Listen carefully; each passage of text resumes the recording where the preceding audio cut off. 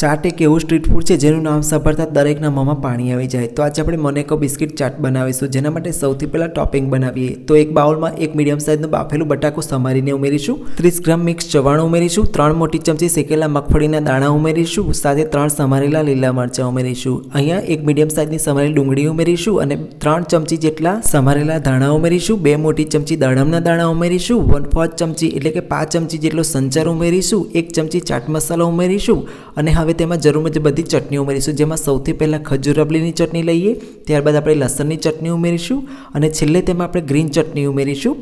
હવે બધી વસ્તુને સરસ સ્પૂનની મદદથી મિક્સ કરી ટોપિંગ તૈયાર કરવાનું છે। તો આ રીતે બધું સરસ મિક્સ કરી આ રીતનું આપણે ટોપિંગ તૈયાર કરી લઈશું। તો તમે જોઈ શકો છો મોનેકો બિસ્કિટ ચાટ એસેમ્બલ કરવા માટેનું ટોપિંગ તૈયાર થઈ ગયું છે।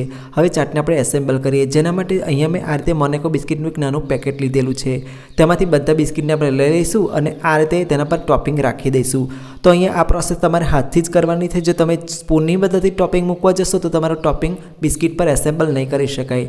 તો સેમ પ્રોસેસને ફોલો કરી બાકીના બધા બિસ્કિટ પર આ રીતે આપણે ટોપિંગને એસેમ્બલ કરી લઈએ। હવે મોનેકો બિસ્કિટ પર આ રીતે ટોપિંગ એસેમ્બલ કર્યા બાદ ફરીથી બધી ચટણી ઉમેરીશું, જેમાં સૌથી પહેલાં લસણની ચટણી ઉમેરીએ, ત્યારબાદ ગ્રીન ચટણી ઉમેરીએ અને છેલ્લે તેના પર ખજૂર રબડીની ચટણી ઉમેરીશું। તો હવે મોનેકો બિસ્કિટ ચાટને વધુ એટ્રેક્ટિવ અને ટેસ્ટી બનાવવા માટે આના પર આપણે નાયલોન સેવ સ્પ્રિંકલ કરી લઈશું। તો અહીંયા મેં નાયલોન સેવ લીધી છે, જેને હું દરેક મોનેકો બિસ્કિટ ચાટ પર આ રીતે સ્પ્રિંકલ કરી લઈશ।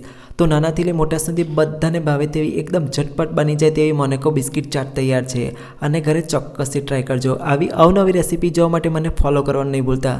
ફરી મળીએ આવી એક નવી ઇન્ટરેસ્ટિંગ રેસીપી સાથે। Thanks for watching this video.